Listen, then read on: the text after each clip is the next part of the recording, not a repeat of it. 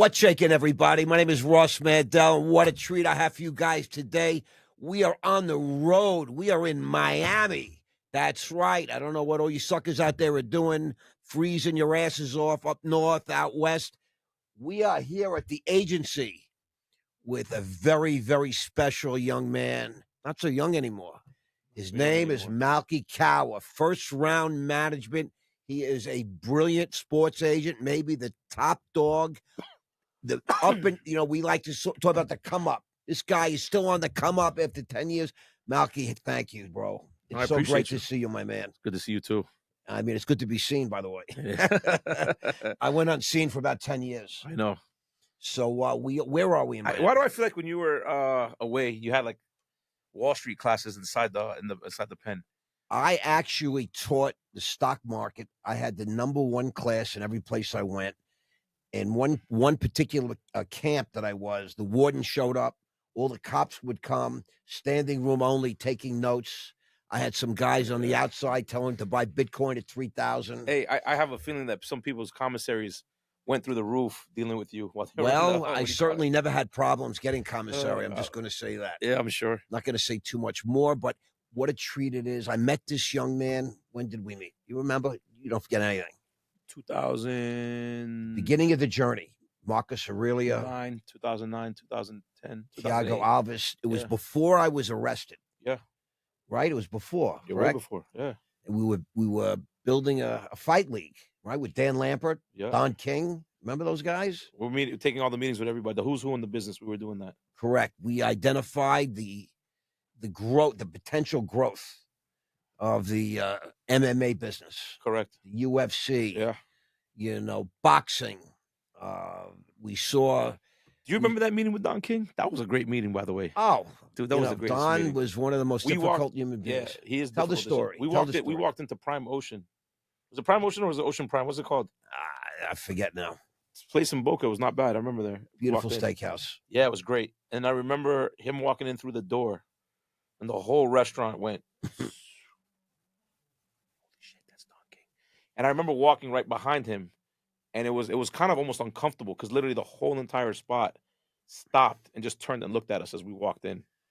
And then he started citing the Bible. Remember that? Like he was Of course, I remember. Very smart guy. I mean, what you see on TV with the wave flag and all that, that's just part of his genius. The dude's probably one of the smartest guys we've ever met. He is a brilliant, aggressive guy. Yeah. And he was no youngster. He was 70 or something. He was 75. He's 90 now. He might have been 75. And I spent a lot of time with him. I spent a lot of time with him for a moment, fighting over 200,000 shares of stock. Yeah. Fighting over paper. I mean, it was an unbelievable experience. But we had Malki Kawa, first round management, Don King, Dan Lambert, and all the American top teams. We had agreements. Did Dan actually agree to do it? Dan signed the papers. I have signed papers. Oh, I didn't know that. I didn't realize. I had an option on every single American top team in writing. Still have it all. I didn't remember that. Still have it all. Stephanie packed it up. Nice. She saved everything. And one day it's going to be a big part of my story. But I met this young man.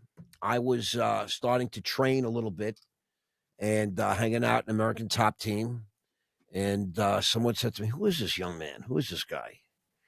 And you had a partner at those days, Ricky. Remember Ricky? Of course I remember Ricky. And Malki would hang around the gyms a little bit looking to sign sponsorship agreements. Yeah. With the up-and-coming fighters. They were world-class fighters that had no sponsors on their clothes, right? Yep. Tell the story about that a little bit. I walked into American Top Team in 2007 after being at the gym because my dad was dying from cancer. I lost my other business, so I was in a very bad spot. A buddy of mine said you should go to the gym and train, get you over all this stuff. So I ended up going to the American Top Team, which is now defunct Sunset location here in Miami. Right. And there was a guy named Conan Silvera who happens to be a high member of the hierarchy. Former world champion. Yeah. I mean, but he was the guy at American Top. He's Correct. the head coach Head now. coach. He's the head coach, all this stuff. And so he trained me in jiu-jitsu in 1998. Wow. So it's like 10 years later, I'm there. And I look at him, I'm like, dude, holy shit, you're the guy here? He's like, wait a minute, I know you. I'm like, yeah, I know you too. You trained me 10 years ago. Right. And so I had gone back to training, and he asked me what I did now. So I told him I was an agent. So he was like, dude, I got a guy you need to meet. No, well, first he says to me, so you got contacts like Nike and Adidas and all this stuff? And I said, yeah, of course I do, because I did football. So a football agent. So he's like, I got a guy for you. And I'm like, okay, cool. But I wasn't watching MMA like that. Right. I remember. I wasn't watching MMA like that. I was a football guy. So all of a sudden, he's like, I got a guy for him. Like, who? He's like, oh, you got to come meet him. This guy, Thiago Alves, is going to fight for a belt. I never heard of Thiago Alves a day in my life. Pitbull. So for a few weeks, he's asking me to come to the gym. I'm like, I'm coming. The problem was, what he didn't realize at the time, is I was basically living out of my car. So to take the little bit of gas I had in the tank and drive to Coconut Creek from Correct. here, I get it. I get it. Was too much for me. And people don't understand. Like, I really legitimately started this business out of this car, and this car was being repoed, so I couldn't even stay in the same place. I had to like sleep in different areas all over the place. I remember that. Okay, so here I come. He says, "Hey, dude, listen. If you're not gonna come, bro, don't worry about it." But the only reason why I actually went is because when you're a martial artist, when your teacher tells you to do something, you do it. Correct. No different than like a coach, basketball, football, whatever. You kind of do it. Our kids don't listen to us, but they'll listen to their coaches. Correct. Hey, Dad, how do I make it? You know, the 100 push-ups in the morning, 100 sit-ups at night. Right. Fucking look at you like you're crazy. Coach says, give me 1,000 of this shit. You're like, yes, sir. No problem. Boom. Jump down and start doing it. I get it. So I felt this need to have to go do it just to appease my trainer. No. Who's now my trainer again. Right. So I had to go back, you know what I'm saying, and do this shit. So I hustled up enough money to fill the tank, and I shot up there. And that's how I met Thiago Alves, and that's really what happened. That's how I got into the business, basically. So I go meet Thiago Alves.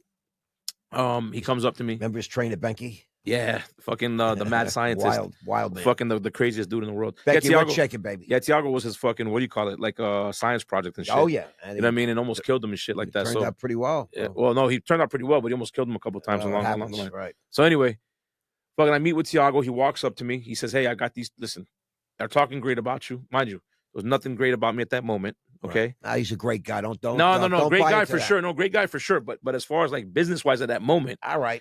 You know, I didn't have anything. Like, I didn't have a pot to piss in. You know what I'm saying? You were on the down. Right. That's okay. You know what I mean? But he gave me an opportunity. That's when I say you buy cheap. When it has nothing, when it looks bad, that's when you get it. But hold on. He came to me, but remember, he didn't know I looked bad. I knew that. My coach didn't know it. You didn't know it. He didn't know it. Well, I did know it. You didn't know it until I told you the story. The reality of it is nobody knew it. And by the time you met me, I had already got the guys. So started like hustling. Stephanie goes to me, remember when he was living out of his car? I said, yeah. Did she? Okay, well, I just saw remember when you flew out to Vegas and you had no money to fly home? You remember that? I do remember. And I had to hustle to get back. I remember. So he comes up to me and says, I've got 2 deals. I'm getting 30 grand a piece for both. If you can do better, I'll sign with you. If you can't, you know, I won't. And I remember calling both companies and telling both guys to go fly a kite, that they were not going to get this deal done for 30K. Now, mind you, that's what you would do in football. I had no idea it would work this way. Right. And in the MMA, when looking back at it, I almost fucked them.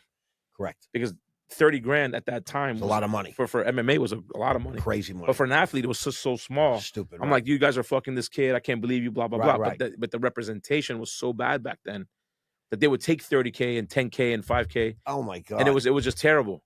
Terrible. And it's still bad to this day. There's a lot of still not, right? It hasn't caught up to it yet. I'm the only one that kind of really pushes this shit ahead. And because I do the deals in football, because, you know, I get a lot of respect from what I've done. But at the same time, a lot of guys just, you know, they follow trends and stuff, and they're getting fucked left and right. Still not getting paid. Still not getting paid. MMA. So I come back to them with 2 deals, the same deals, but instead of being 30, they're 150. So it went 5 times as much. So now the kid, Thiago, was like, holy shit. Right. I just went from making 60 grand a year to 300K a year. Right. And I went from making zero money and not knowing how I was going to fill the tank to, well, 20% of 300 grand is fucking 60K. Correct. So I'm all right, shit, here we are. And so, you know, the Brazilian community is a small community in the fight. Everybody knows each other. They all come from, you know, from if you're from Fortaleza or if you're from Rio, whatever, they all stick together. They all know each other too. They all know everybody's business. So immediately, Thiago tells Marcus Aurelio tells this guy, and before you know it, I went from having 0 clients to almost 65 clients, literally overnight, like that. Right. And so, but here's the other thing I didn't know, right? So I did these deals, you know, get this check here, you got to wait 6 weeks to get paid. So meanwhile, I'm flying to Vegas and not knowing how I'm going to come back. Correct. Sleeping off of, in hotel rooms that I'm negotiating off deals to get an extra room so I can get there. And then so finally I come back. Bottom line is I got back. It took a minute. It took me a minute. I built it up, and then, here we are today. Tell us about where you are today. Well, First Round Management is one of the top, if not the top agency in MMA, and it's probably the fastest growing one in football. I mean, maybe in the world. Well, in the world. When it comes to right, I mean, we just launched the soccer division. You know what I mean? We represent influencers. We represent football players, fighters, and now, potentially we might have some basketball also as well. I love it. So we're going to continue to grow it out in different sports. Might have 2 7-footers for you. Yeah, I know, right? That's what they say. That's what we're talking about here.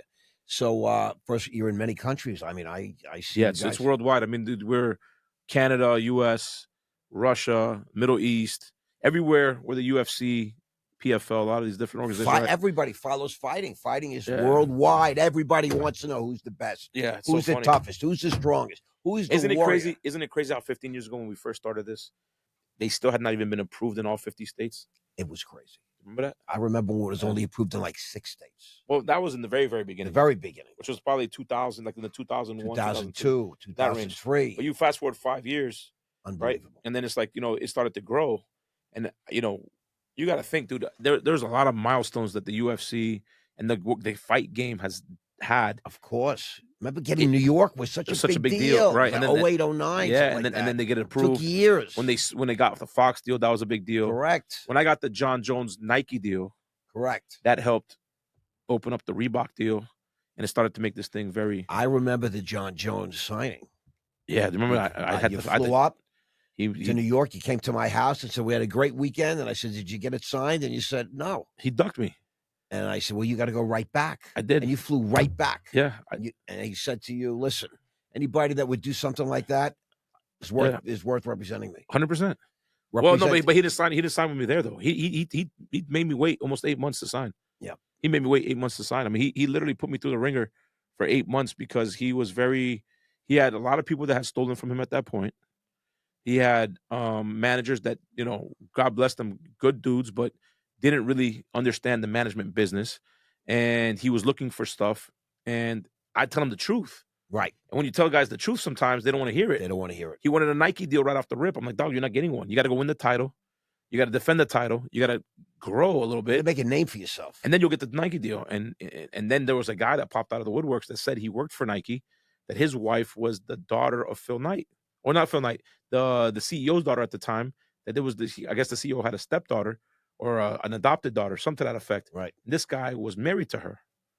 So John was like, okay, I want to sign with you, but this guy's gonna go get me the Nike deal. Oh. So I'm just sitting here the whole entire time.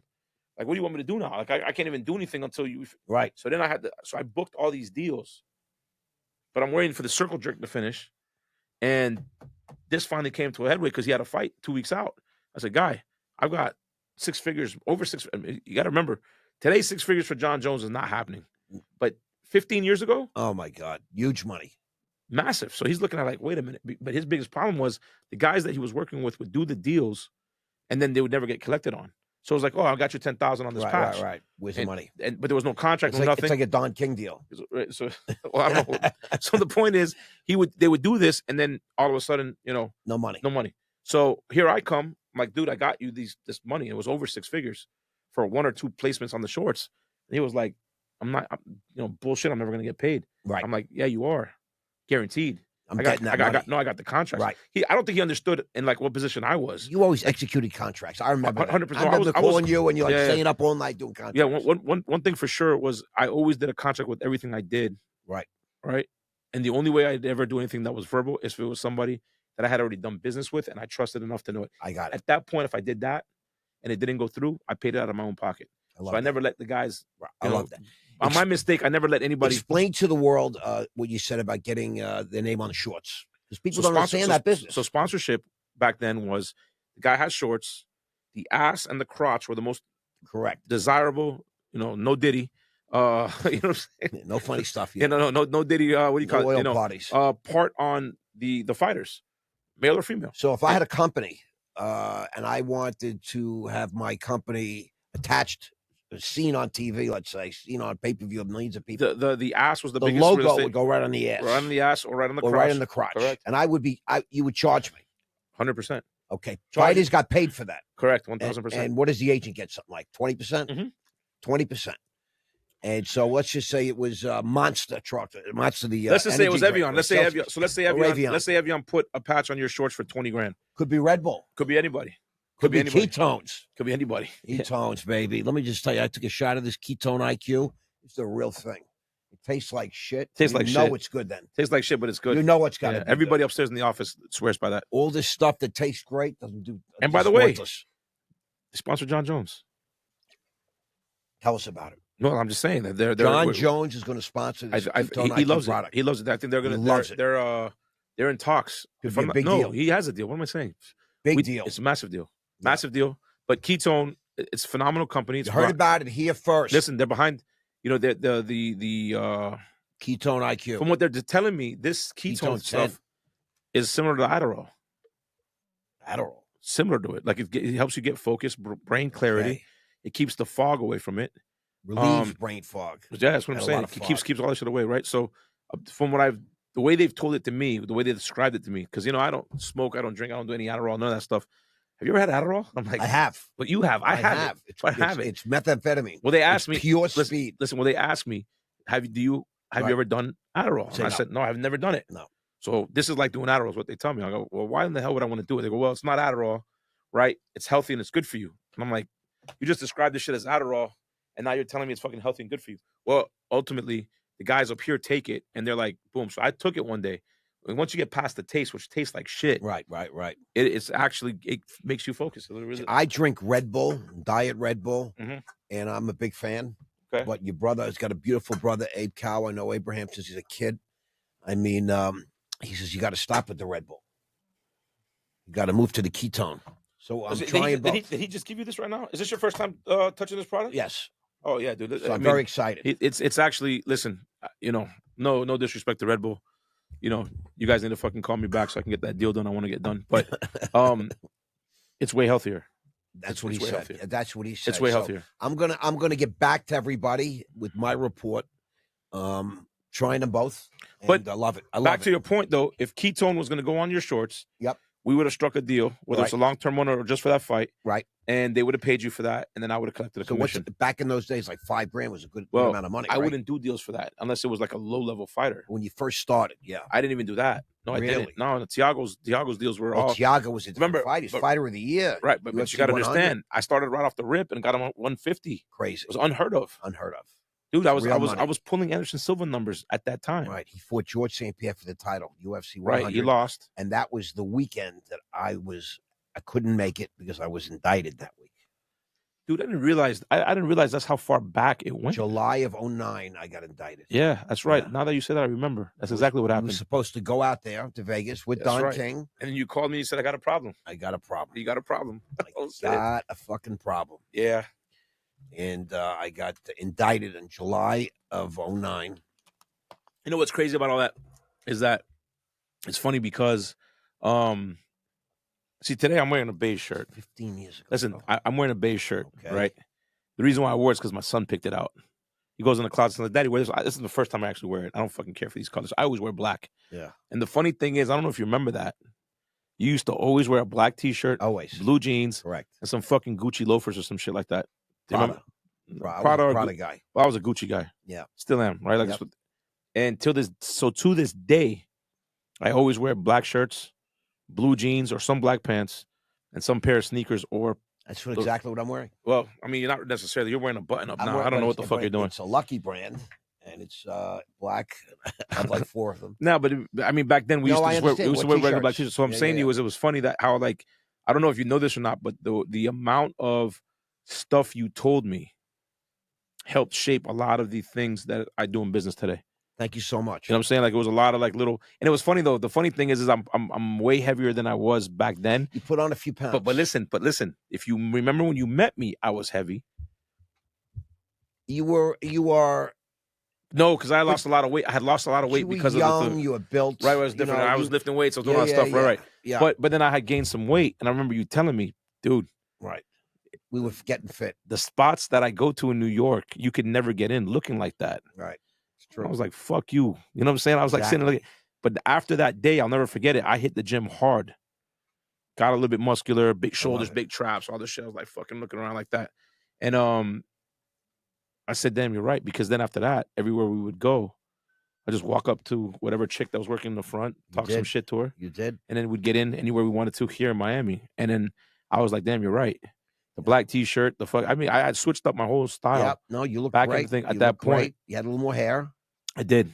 And today, actually, you know what? I'm starting to grow it back a little bit because I'm not all the way bald. And I see you have the same barber.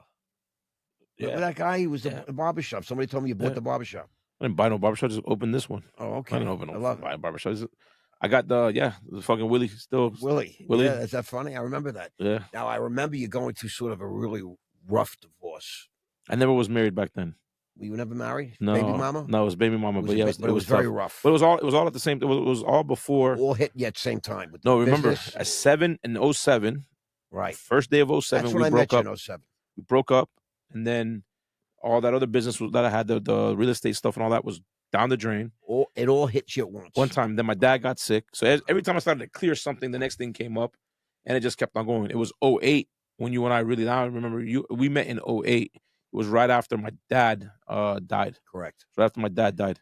And then that's when we kind of like started going from there. And but then I was with somebody else, and it was rough because I don't. What's her name again? Olga. I remember. Olga. Yeah. I also remember going to your daughter's first birthday party, or second birthday party. And at your ex, I thought she was your wife, but your ex baby mama, and she was a little rough. Yeah, but we went out with Olga many times. Yeah, Stephanie loved Olga. No, Olga was great. Yes, she was probably the right girl at the wrong time. Yeah.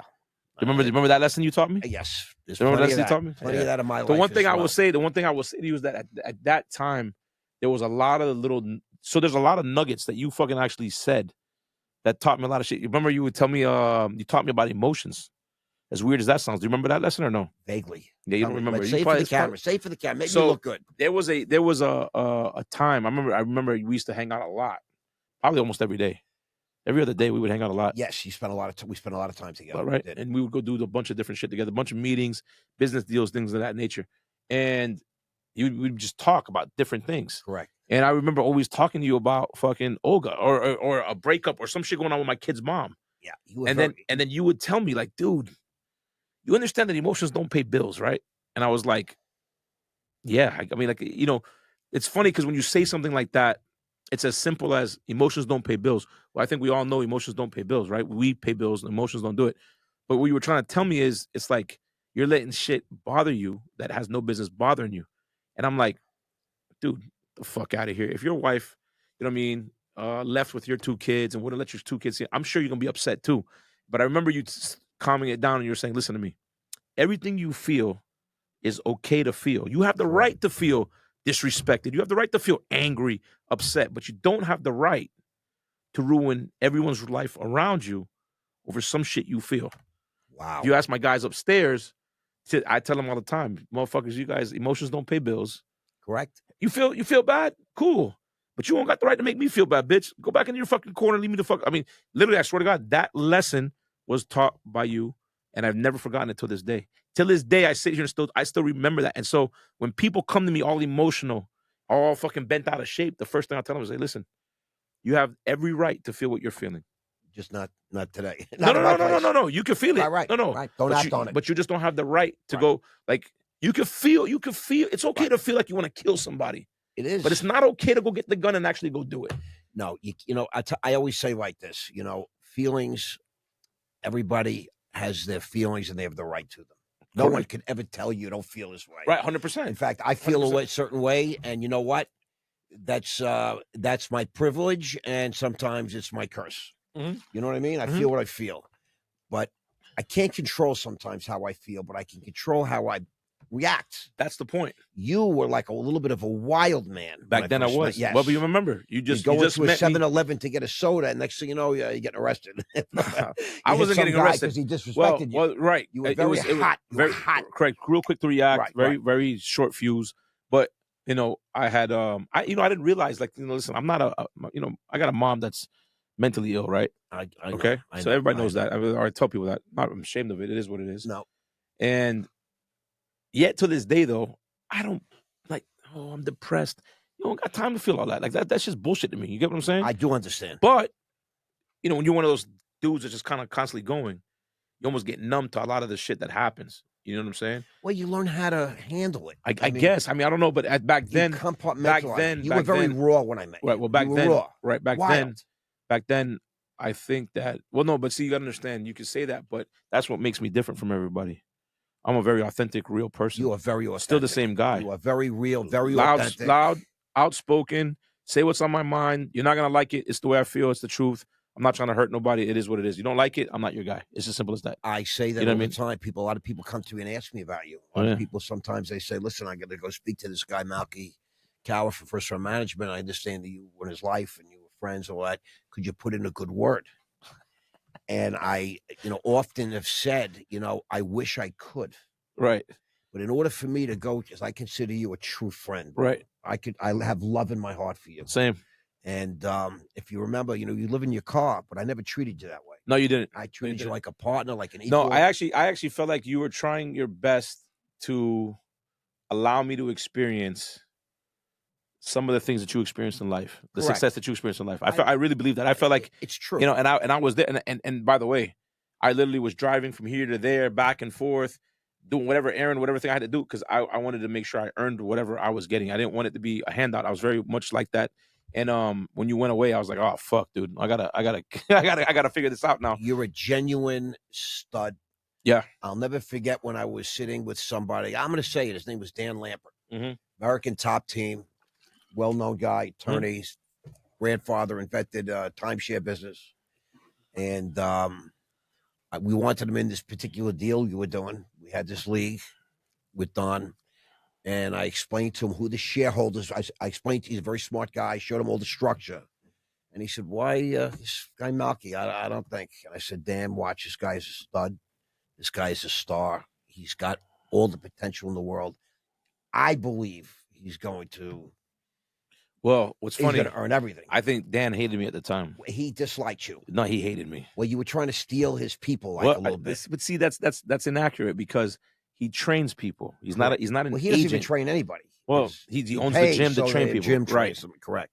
Okay. So all I did was try to represent those guys. I understand. But for whatever reason, because you're an agent, you're an asshole, you're this, that, the other. Today, one of my best friends is Dan Lambert. I understand. It's the craziest thing in the world. No, it's not, because I told him that. No, but you don't understand how we even became friends after a while. But it doesn't matter. It happened in 2017. I predicted that. Well, okay, but 8 years later, yes. 8 years later it happened. And it happened because of David Njoku. He's a By first the way, round, great ball player. yeah, first round draft pick, Browns. right, from the University of Miami. And it just so happens that Dan Lambert is the biggest, nerdiest, super fan of the University of Miami. I can't believe it. That's great. So he calls me. Mind you, he never calls me. We never see eye to eye on anything. The fucking guy could care less about anything I got to say, right? And he goes, and I'll never forget it. He goes, "Hey, fucker." I'll never forget it. He goes, "You represent David Njoku?" And I go, "Yeah, I do." He goes, "You know I'm the biggest Miami fan ever?" I go, "Nah, I'm the biggest Miami fan ever." And after that day, me and him started flying on his jet all over the world. That's great. We went to every Miami game together. We came back and forth. He's so great. He's got the nicest box at the Hard Rock Stadium. Right. Okay. Hey, what are you doing this weekend?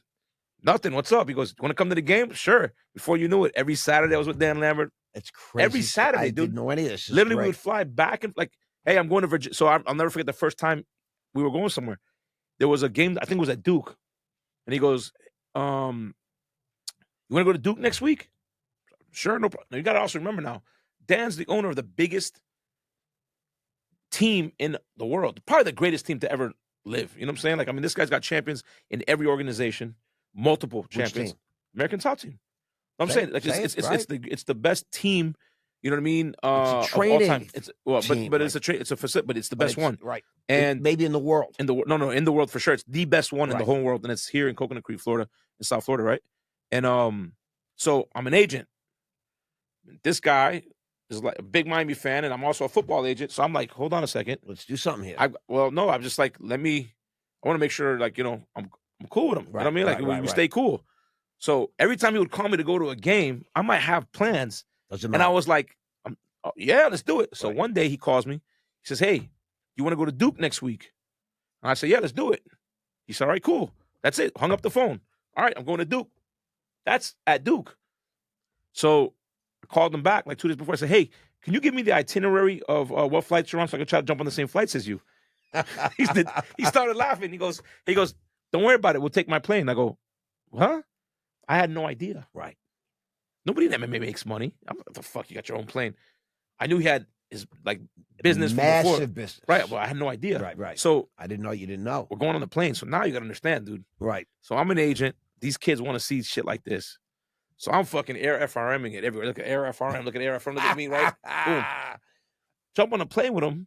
And I'm like, dude, I'm kind of uncomfortable because I have no idea what the hell's going on here. Like I have no idea how it works. Right. What I can bring, what I can't bring. Right. You know what I mean? You want. I'm showing up an hour early. They're not there. No. Flight leaves at 2. Whenever he wants. Listen, flight leaves at 2. Right. Game's at 5. Hey, Dan, what hotel we staying in? We're not staying in the hotel. We're coming right back. Home. Right. This is the greatest shit in the world. It's nice to have a plane. Dude, no. But you got to understand this, though. Now, all my buddies are sitting here watching me do this. I get it. So they're like, dude, we're going to the game. I'm like, so am I. When you flying in? I leave at 2. What flight is that? Air FRM. Dude, you got space on the plane? Nah, dude, I already booked it with other people. Sorry, right? sorry. So I can't got no space. Sold out. We get there 30 minutes before the fucking, game starts. Right. Cars are at the runway. We get picked up, driven straight to the stadium. Motherfuckers from the University of Miami meet them at the gate. They're handing them fucking badges and all types of shit. We get in the stadium and we're sitting 50-yard line, dead smack on, watching the fucking game. So I'm like, holy shit. This is life, right? For an age, at least for an agent, this is the best life, right? This is for anybody. So now, game's over. We get back in the car, straight back to the airport, and we're home while the team is still on the fucking runway. We make it back before anybody. Right? It's nice. Dude, it was the greatest. Nice to be the king. Literally did this week in and week out for a few years straight. Now, this is a guy that said to me, you know what? I'm in. He put up all the American top teams in writing into the deal for $1 million. I didn't know he did that. I have it in writing for $1 million shares of stock. But the one problem he had was Malki Kawa, who's also getting $1 million shares of stock. Some kid that's assigning his Brazilians to deals. Yeah. And he just didn't Should get have it. been called Brazilian top team anyway, the amount of Brazilians he had in that But motherfucker. he didn't get it. And I said to him, listen, Dan. No, but you got to understand. I have an eye for talent. Yeah, but in retrospect, I don't think he was mad because it was me. He wasn't mad. He was just objecting. I think but it was because he didn't know me, and he was very. Of course, he didn't know you. He was very. And the other problem was that when you deal with some of these fighters, stories don't get told the right way. Of course not. I get a phone call from my star client, Thiago Alves. Hey, can you negotiate this primetime athletics deal across the way? And I said, sure, no problem. What's the deal? They want me to be a trainer for jiu-jitsu. Okay, no problem. How much money do you want to do this every month? Bro, they're offering me $2,500, but I'm not doing it for $2,500 a month. I said, no problem. So, of course, I took this deal from $2,500 to almost like $10,000. Now, mind you, it's Thiago for kickboxing, Marcus Aurelio for... Right, I trained there with them. So I remember that. So these guys called me to negotiate the deal. I negotiate the deal. I never even met the owner of this place at that time. The deal gets signed, gets done, boom. Next thing you know, I'm banned from American Top Team. If I ever show up, I remember all that shit. I'm going to leave you in the back. I forgot it, so you just told me. I remember that story. And I'm sitting here like, what the fuck did I do? Right. They're scared of Dan. Dan's the dad. Dan's the dad of the whole thing. Right. Listen, let me tell you something about this guy too, by the way. Listen, I don't care. It's funny because people, they assume because somebody has money that, everything is just a business deal. It just makes me. This guy used to give these guys, bring them to America, pay for everything, not know what they were going to be, right? With the idea of him having this big gym. Right. Don't know that he makes money with it. I have no idea, like the financial. It's a loser. Right. Okay. It's a money loser. And he but does it's his passion. But he does this from the heart, right? He does it from his heart. He takes care of these guys. He loves jiu-jitsu. So listen. So these dudes loves Conan. Right. So listen. So these dudes loses money. He showed me everything. So these dudes, right, asked me to negotiate a deal. I negotiate the deal. My loyalty is with the guys. By the way, I'm not even looking at it from Dan's standpoint. You had no idea you were doing anything wrong. Right. I remember and those so now, days. if I show back up to American Top Team, This is crazy. we're going to leave you in the dumpster in the back. So you know me. I'm like, man, fuck you and American Top Team and every motherfucker in this place. Right. I'll stay outside, sit in the fucking parking lot and still sign everybody. And I don't give a fuck about you. Listen. You did. Listen. And I was like, who the fuck is this dweeb? Fuck this guy. Fuck his money. Because see, the thing is about people when they have money is a lot of times they look down on people. I didn't understand really what he was doing. It wasn't he was looking down on me. No. He was protecting his own business or what he thought was a threat to potentially ruin a good thing he had going on. I wasn't smart enough to see that at that time. I just was like, dude, and the thing is, it's not that I'm not smart, right? You're so fucking dumb. You're listening to these guys. You didn't even call me to ask me, because if you would have listened, they're the ones who asked me to do this shit. I just fucking did my job. You had no idea. You had no idea. Then I go to Conan and say, Conan, you understand that they called me and asked me to do this. I'm not taking nobody nowhere. Dude, I live in Miami, Florida. I don't even know nothing about this fucking gym. Correct. But they told me it was a workout gym. They got a little area for kickboxing for kids. What's the problem here? Right. I don't know what the fuck I did wrong. Right. Bro, it's okay. Just give it time. I'll talk to him. You never talked to him. No. Conan never talked to him. No. So, of course, right, you look at it, I'm fucking everything up. That's just kind of how the show went. What a great story that is. No, it's funny because it's funny because now he's still a massive Miami fan. Yep. I'm still a massive Miami fan. I mean, they didn't make the playoff, which is terrible. Well, they fucked him. They fucked him. They fucked up. They fucked him. Yeah. Well, but they fucked him though. They should. Ward is great ball player. But so listen. So now our conversations are never MMA related. It's, hey, is that running back you have in the portal coming to Miami? Hey, why are you sending, you know what I mean? So like, it's one of those things where, and it's funny because then and by the way, if any of you guys are watching this and you play fantasy football with Dan Lambert, if he takes my guys or doesn't take my guys, you're probably fucked, because he knows something you don't know. Because he'll call me like, hey, is the Joker playing this week? I'm like, yeah, he is. He's like, all right, cool, boom, drafting him. How about Jonathan Taylor? Is he going to play this year? Like, yep, he's playing this year. Okay, I'm going to draft him. So, I mean, it's like, but so my relationship with him has developed into a really solid one. Next time you speak to him, mm-hmm. send him my best. Please. I will. Please don't forget. I will. Because I'm going to tell you, he was so against you. And I sat there and he was against me in person, dude, the whole time. The University of Miami literally brought me and Dan Lambert together. I'm gonna call that motherfucker today too and say hi. And you let him know I said this. I just want you to know, oftentimes we go through life, guys like us, we're busy guys, we're alpha dog types, and we engage in life. Yep. Each engagement often becomes a contest in many ways, right? Since I'm here today, you're on the phone, this and that, wheeling and dealing. I've got a few things happening. And I just want you to know, sometimes there's an engagement that is revealing. So, I didn't really ever express how I felt about you.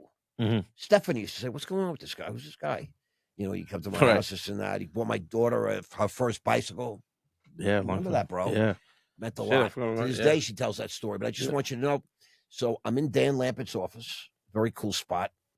And it was kind of grungy, though. Well, no, he only showed you that one spot. Then behind there's a wall. It's like it was pretty. That was cool. Guys, 300. Yeah, but it was pretty cool. But you go into it was weird. I almost want to say that there was like a. Is this it, Dan? No. There was like a switch, and you go into this dark. Oh, dude, the other thing that kind of helped me with Dan, which was funny. Tell me. Bobby Lashley. Okay. He was a big wrestling nerd. I remember Bobby. Dan was a big wrestling nerd. Yes. That was another thing me and him were like. Okay. But the problem was He used to love wrestling. He used to go to WrestleMania and all that. Fucking still love wrestling. I don't love it like that. I just loved it before, but you learn a lot from wrestling when it comes to showmanship and being out there, especially when it comes to athletes, how to position guys, certain ways. A spectacle, I remember. Right. And Dan loved wrestling. And I remember that was the first conversation I had before the one that kind of like me and him was okay. Okay. Hey, Dan. Yeah. So you're a big wrestling guy, right? Yeah.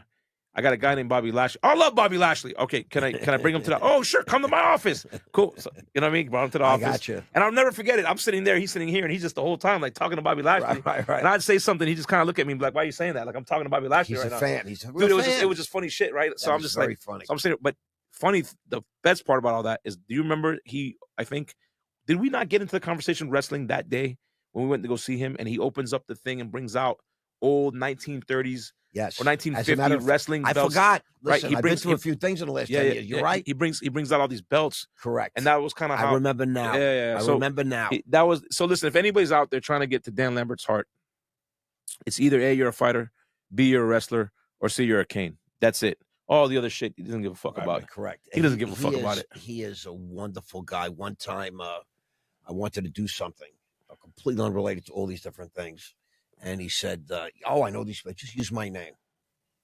And I'm like, I'm not like that. Kind of guy. I know what you're talking about. I know what you're talking about. No, I'm you're not talking that about. kind of guy. Hey, listen, I know exactly what you're talking I about. gave his name. Let's just say, gentlemen, it's a spot.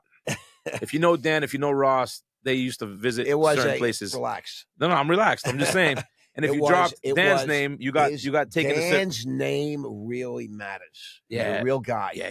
And I want you to know, I sat in front of him, and I had to. I'm not defending you, but I'm defending my deal. Right. The judgment. I wanted to sign this deal, which he did, and he's an attorney on top of it. He's no dummy, and he was putting all the American top teams into this deal, and he sold the AFC. Matter if you remember, he had that promotion, which had over 10 fights for his guys arranging. He's just a great guy, and I had to sit there and defend you. Why I was willing to do this with you when I'm offering him the same, and I'm offering Don King the same. Mm-hmm. Who was you? Who are you? Yeah. Some kid at the time, and that's when it became revealed what I really thought of you. Mm-hmm.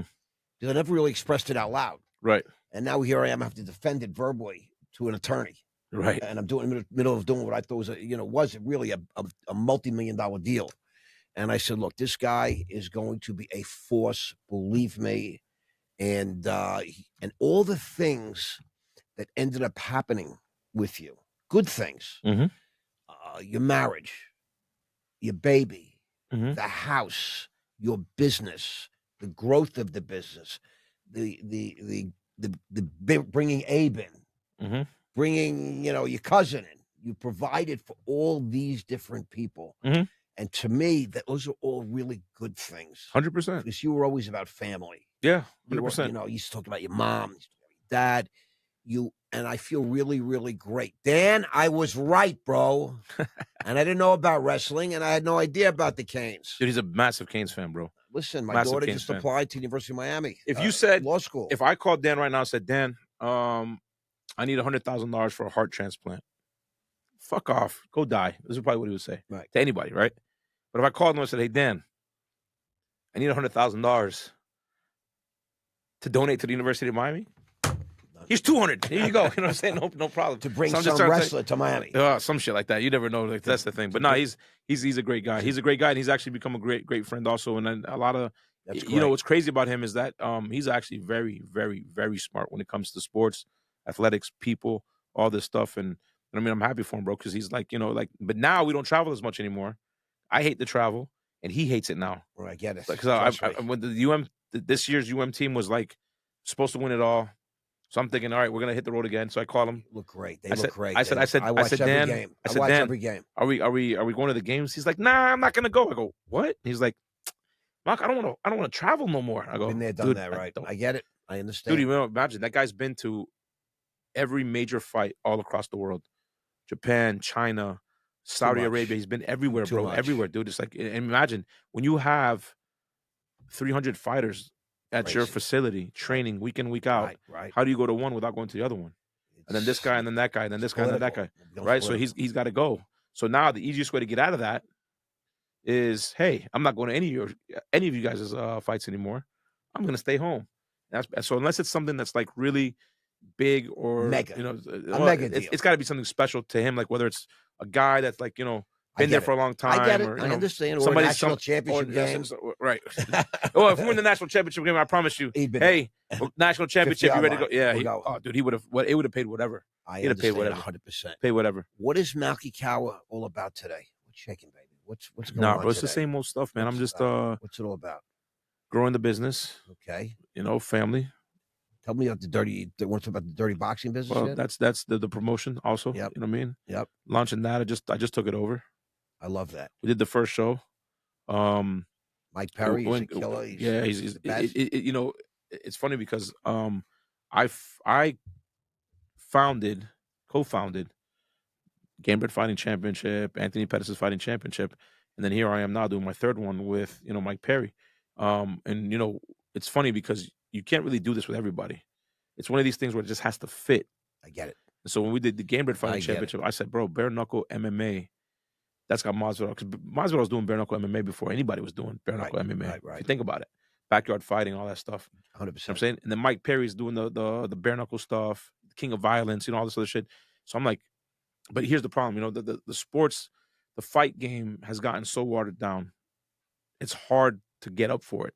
I get it. Maybe today, young guys watch it and they're, oh my God, this is awesome. Of course they are. But when I watch it, that guy sucks. This guy's not that good. You know what I mean? It's different for me. I understand. So we got in a room one day and we were just like, hey, what's your most favorite thing about watching the UFC? And then we named it. What's the thing you hate the most? Right. We named it. All right, let's go to boxing. What do you love about boxing? Put out there. What do you hate about it? And it was right. So what we try to do is come up with something that took all the bad out of what we were watching. It's like a business deal. Yeah, 100%. You understand? Yeah. You take what you like. You Correct. carve out Yeah. the assets. You say, I'm not interested in certain liabilities. Right. And if you can all agree, then you got a deal. So we created the Dirty Boxing Championship. I love it. And the funny thing about Dirty Boxing is actually, so it's no different than saying the Taekwondo National Championship or the WBO boxing championship. Dirty Boxing is its own sport, but it's something that's in MMA. It's in boxing. It's part of a lot of different It's part of a lot of different sports. It's really the best part. So what we did was we just took out the stuff we didn't like. We added stuff we did like. There's elbows, spinning back fist, Superman punches. Correct. And then, the one thing we hated about boxing is that when somebody got hit, if like, let's say they got dropped for like, right, and they just take a knee. Right. Like 1, 2, right, 3. Bullshit. There's a break in action. Right. Guy gets back. Boxing. Right. Guy gets back up, and then you got to fight again. And right. by that time, guy's probably recovered or is about to recover. And then it goes back to the stupid point shit. Whereas what I liked about MMA was when a guy got dropped, you go right back in and go for the fight. Right. So we added that to the boxing side. Love that. So now you drop a guy. There's no more 1, 2. Now the guy's got to come down and he's got to, try to finish the fight. But if you don't, there's no jiu-jitsu and no wrestling. No, and I'm a wrestler by trade, so I love wrestling. I love jiu-jitsu. It's not something it's a little boring. It's to watch on TV. Right. Dominant wrestler take a guy down, hold him down the whole time with no type of action, with little action here and there. Fights over. Right. It's kind of it's boring, right? And everybody's yawning. I don't want to go watch that. I get it. Right. Do I love the UFC? Absolutely. Do I love MMA? Yes, I do. Do I watch my guys fight all the time? Every one of them. But if you told me that there was a world where I could live in, where the boring stuff was taken out, I think everybody would say, well, fuck, I want to live in that world. And that's what you're delivering. And that's what I'm trying to deliver, correct? I love it. And so we can expect to see some fights. Yeah, March or April. We're going to do 10 fights next year. And right now I got a date in March and I have a date in April. Beautiful. And I just don't know if I'm going to do them back to back or if I'm going to better be sitting cage side, ringside. You better pay the $5,000 it costs to get in this bitch. This is an exclusive. You better hook me up. Small. Better hook your brother up. I got you. You don't have to worry about it. You'll be there. Excited. Did you hear this? We're going to be talking about this down the road. Dude, the first one blew up everywhere. You know what it is to get a small promotion with no TV, no streaming, no nothing. We were just checking the rule set. So before I stamped it, I wanted to see if the rules worked. Make sure it worked. Right? That was exciting, right? And brother, 60 million views. TV, baby, streaming. Maybe we do streaming. Social media alone. I love it. 60 million views off Instagram alone. Not that's not including all the other stuff. Right. 60 million. They monetize Dude, that. Listen, yeah, but do you understand to have a product that you didn't even try to show the world? It was closed to the public. Right. You couldn't buy tickets to it. There was no tickets sold. I didn't know that. Right. It got to the point where people started showing up and just paying to get in. It was wild. I'm telling you. I get it. I mean, listen, I understand. It was and then it was such a great environment, such a great vibe that everybody was like, "Holy shit, this is amazing." The fights were phenomenal. We had the celebrities there. Everything. It was supposed to be just a small gathering of people we knew to see. It's almost like an exhibition. You're trying to work things out. Dude, it was a pro fight. It was legit pro fight, but it was just I get it. Supposed to be just to see what we do. And brother, when I tell you, it was a hit. I mean, Jon Jones was there, right? Jon Jones was there. Paige Van Zandt was there. I mean, Phil Rowe was there amongst other people. I mean, these are all your people, by the way. Well, a lot of non-mic people showed up. That's great. You know what I mean, guys that fight in BKFC, guys were showing up with their belts. I mean, it was quite a scene. And the thing was, is that where was it held? It was held in the M3 Studios here in Miami. Love it. Yeah, dude. It wasn't in an arena or anything like that. It was really small. This is, we planned television contract. Well, it's in the works. Yep. We were expecting 300 people. 978 people walked in through the doors. Crazy. Not counting us, like the people that did. So I we had understand. over 1,000 people there. Now, mind you, it's not a big number. 1,000 people to try. No, but you weren't. There's no advertisement, no promotion. I didn't do anything, You and it was sold out 10,000 probably. a lot of who's who was there. A lot of media was there. There was Love a it. lot of things. So Love it just it. turned out to be real good. And the thing is that instead of me rushing to go do one in January, February, I told the guys, let's just chill. Let's just put this together the right way. Let's go do March. Let's do one in April. Perfect. Right. Perfect. We'll do one in May, June, July, August, and if we got to double up somewhere, we'll do it later on. You know what I mean? And kind of do get one 10 a month, one every 6 weeks. Yeah, no, well, no, we'll do one a month. We'll probably do one every single month. We're gonna do it like that. You got to be organized. You got to make sure it's all organized. So we reorganized. I saw what worked, what didn't work. Got involved, cut some fat. I mean, added some more to it, and just kind of like now we'll see it. I think that the business we have there is the business that I'm probably like. I expect that one to grow exponentially next year. Oh, exponentially, bro. That's the and if the deals we have on the table go through, you can forget about it. That's it. Game over. Forget about it. And I'm 90% of the way there. I love it. Yeah. There's a rumor. I heard a rumor about a potential first round academy. Yeah, I'm working on something else. I'm working on. It's crazy, bro. Yeah. Well, you got to understand. It's just I coach. You got to bring him young, right? It's like it's an incubator. I think that that's what they call it in the stock market. You create an incubator. My job as an NFL agent, before I negotiate any contract, is to help them prepare to go to a combine, a Senior Bowl, and to become an NFL football player. Correct. Like a Jonathan Taylor. Right. So when you have that type of responsibility, you learn some things along the way. You should, God willing. And so you got young kids looking up to these same guys, trying to figure out how they did it. Right. There's a way to potentially teach them on how to get there.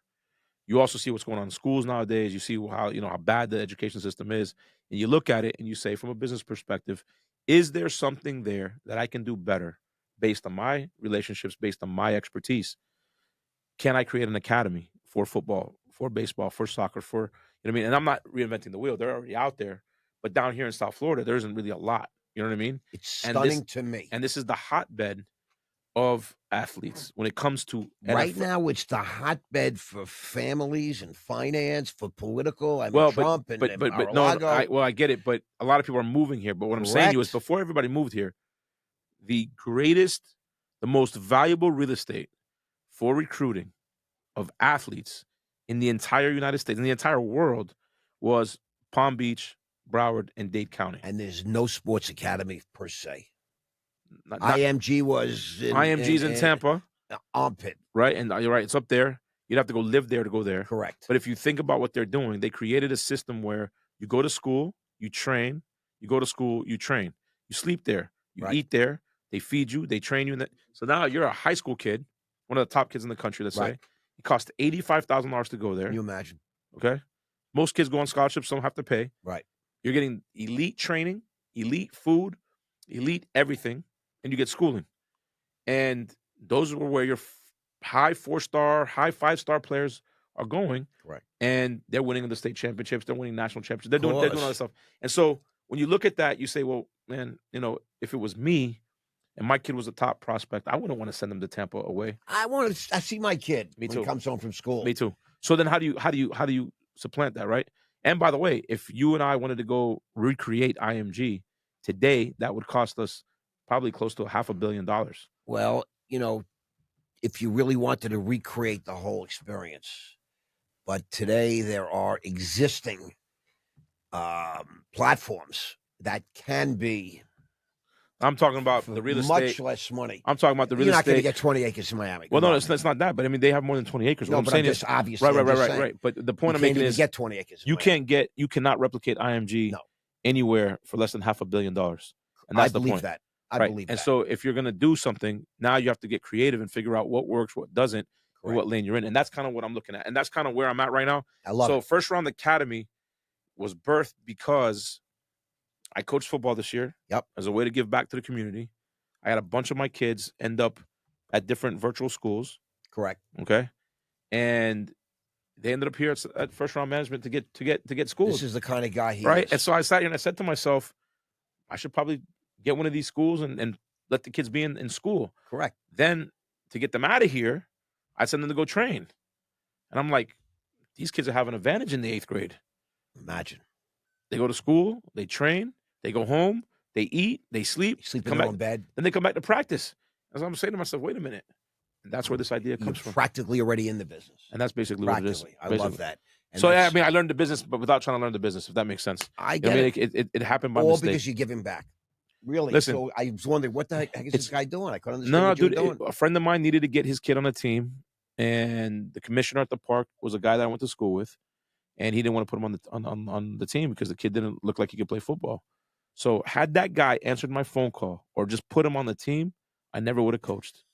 Isn't that funny how life is? I thought it was the dumbest shit in the world. I don't know how anybody that has anything going on coaches. Right. You look on TV or you look on the internet, you see who's coaching. It's a bunch of guys that, you know what I mean, that probably played football. They don't have anything going for themselves, so they're on the parks. And I just thought it was ridiculous. And brother, let me tell you something. It's probably the most rewarding, the most interesting experience I've ever had in my life. I understand. You know what I mean? Me. And the children deserve the best that we got to give them. And so I love it. When I went out there to get this kid on the team, I literally was just there to watch at that point because, you know, he was let me give you an example. He was a suburban kid, right? Got it. From the suburbs type of thing. Family is super well off, and he was in a bubble. High end. And then I sent him to the park that I was raised on.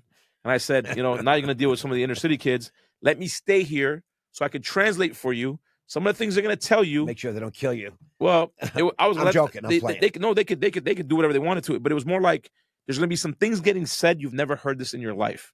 I get it. So I said, let me stay here so I could translate for him because, you know, there's just certain things that you would say in a neighborhood compared to. Well, you'll see what he's made of too. You know.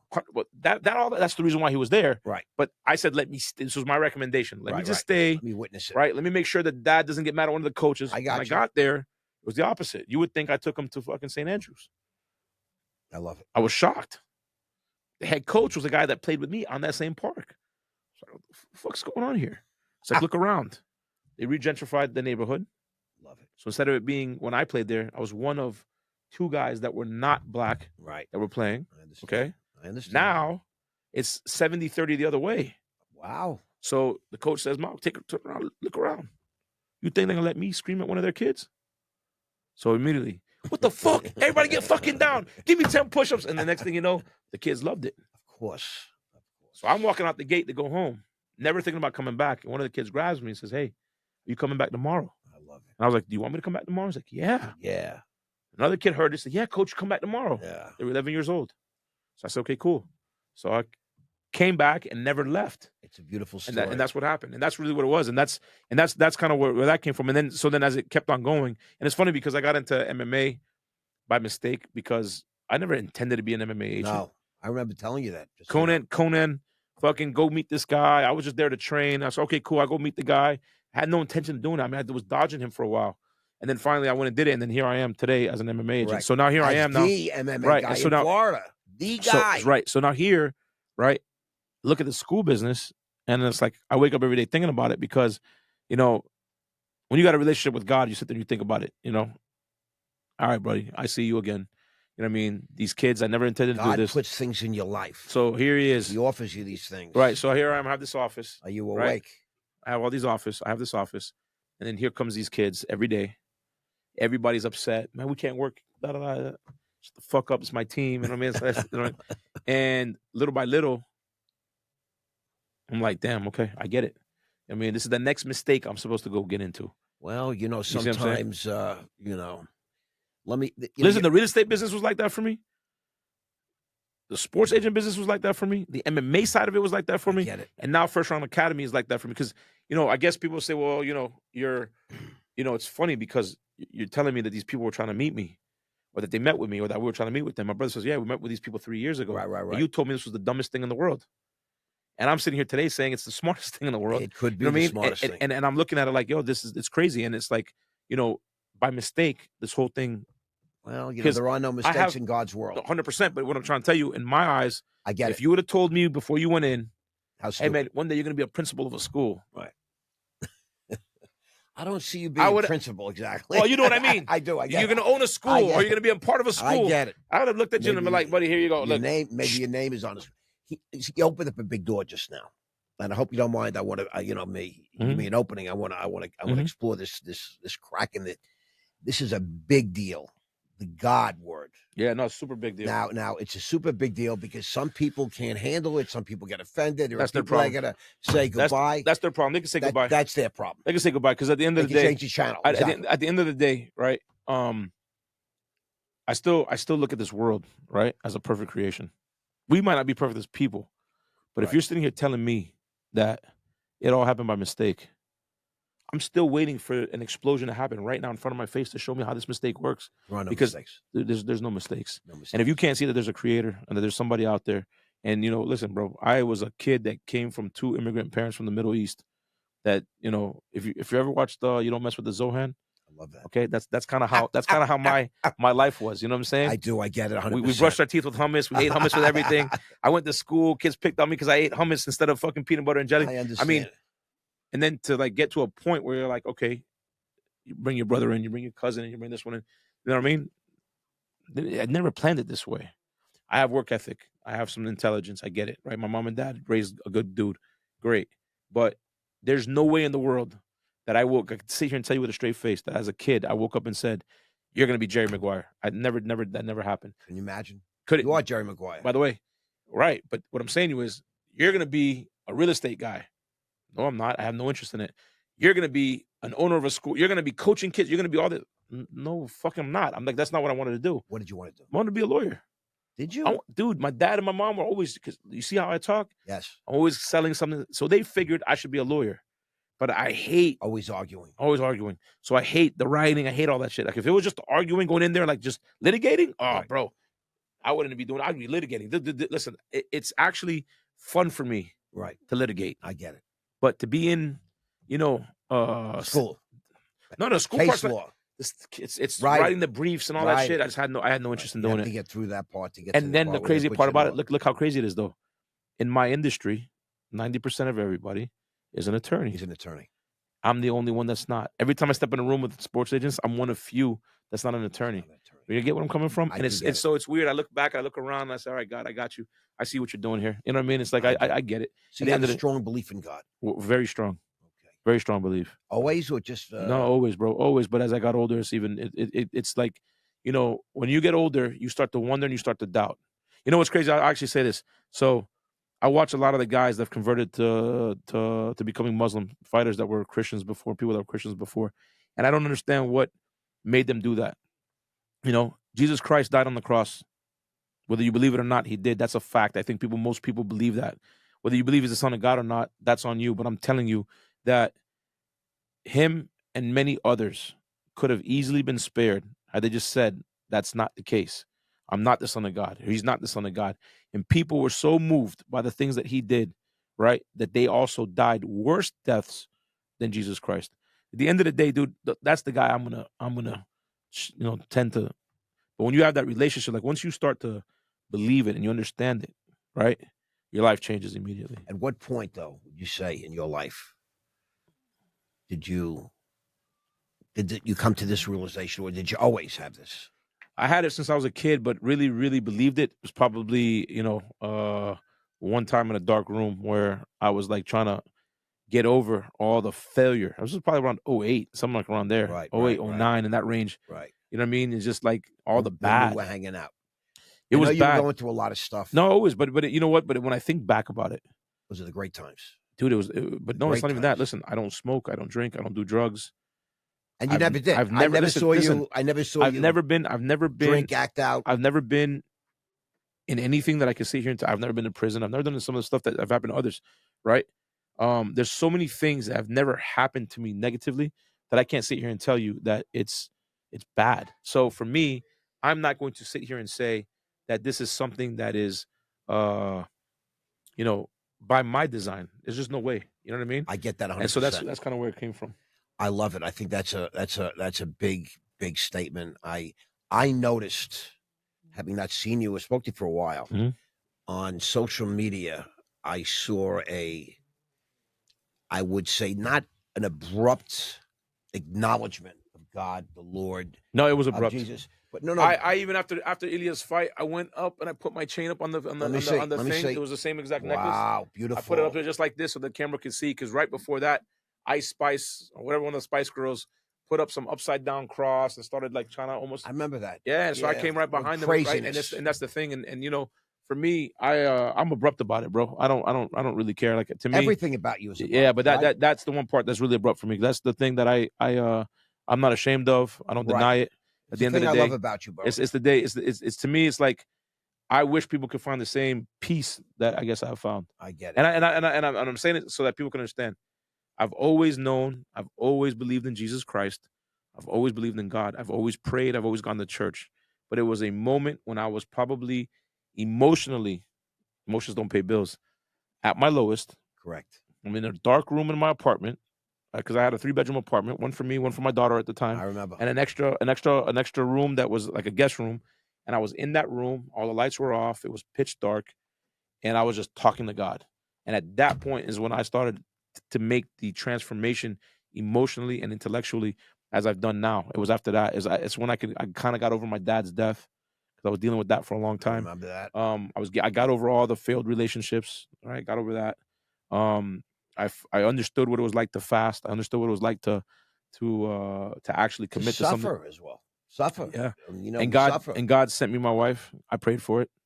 I fasted for it. And later on, and then it's funny because then the devil sent me somebody else at the same time. Always. You know what I mean? Devil's Buddy, right there, and buddy, I was that close to making that mistake again. You know what I mean? So no, dude, but that's kind of what it is. And when you kind of sit back, look, I mean, I've come into the office. There was days where, you know, everybody thinks you're riding high.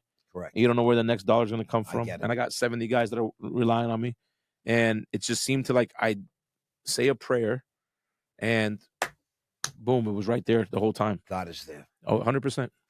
I get it so much. Listen, I want to say this has been a privilege and a pleasure. Mine too. Love you, bro. Love you too. And I just, thank you so much. We're at the agency today. This is Ross Mandell with Malki Kawa. He is a special, special man. Keep your eyes open. There's so much coming. So much coming. 2025.